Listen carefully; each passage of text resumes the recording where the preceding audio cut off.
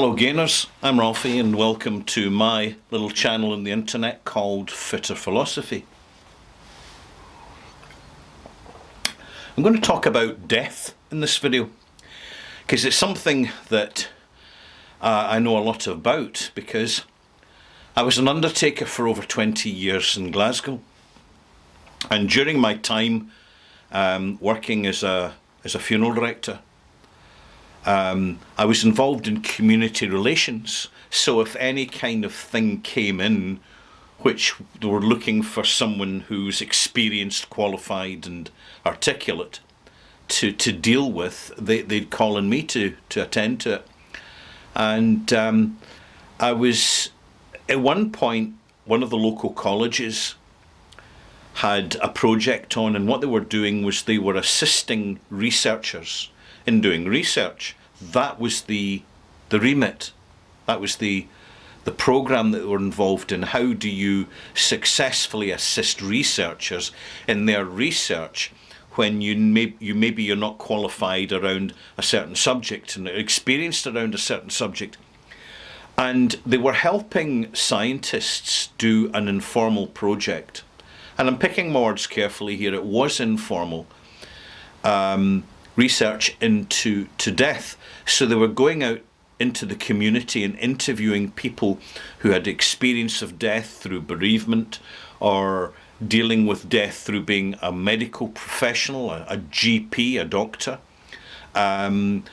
dealing with burials and cremations, and of course dealing with the arrangement and conducting of funerals. So I sat down and had an interview with them, and they asked me my opinion, and these were startlingly obvious questions that I don't normally get asked in the course of my job. And that is, do you think there's life after death? Which traditionally has been a religious question, but increasingly is seen from a scientific perspective, because there is a growing work of empirical, peer-reviewed evidence and projects, research basically, just pure research, into suggestions of life after death by examining, for example, resuscitation. Because the medical industry, the medical profession, has far more opportunity and tools available to resuscitate people after they have technically died, and in doing so restore them to life, and then basically interview them afterwards as to what they experienced. And much of the most interesting research was done when they hypnotized the interviewee, and under hypnosis they start to reveal more of the subconscious. So the subconscious expresses itself through the conscious language, and therefore a barrier is basically diminished. It doesn't get completely removed, but it is diminished. And it was fascinating. I mean, as much as this was an afternoon session, and I ended up asking more questions than I was being asked. There's also, on the other end, is the evidence for life before birth. Now, this is something you don't hear so much about, but there is definitely evidence there. And again, the people are going through regressive therapies, which doesn't involve an academic discipline, and particularly when it's conducted by trained professionals, usually including medical professionals, who interview people as children or as young adults generally, and older increasingly. And this is partly psychotherapy. It's understanding what causes the brain to be the way it is. Funnily enough, a lot of the aberrations in human behaviour is actually due to the physical deterioration of the mind, quite literally physical deterioration through poisoning or through chemical attacks or through physical trauma such as a car accident. But what I found fascinating was the brief resume of interviewing children who seemed to be the most acutely alert to life before birth. And of course, this kind of ties in with modern physics and Einstein's theory that nothing comes from nothing.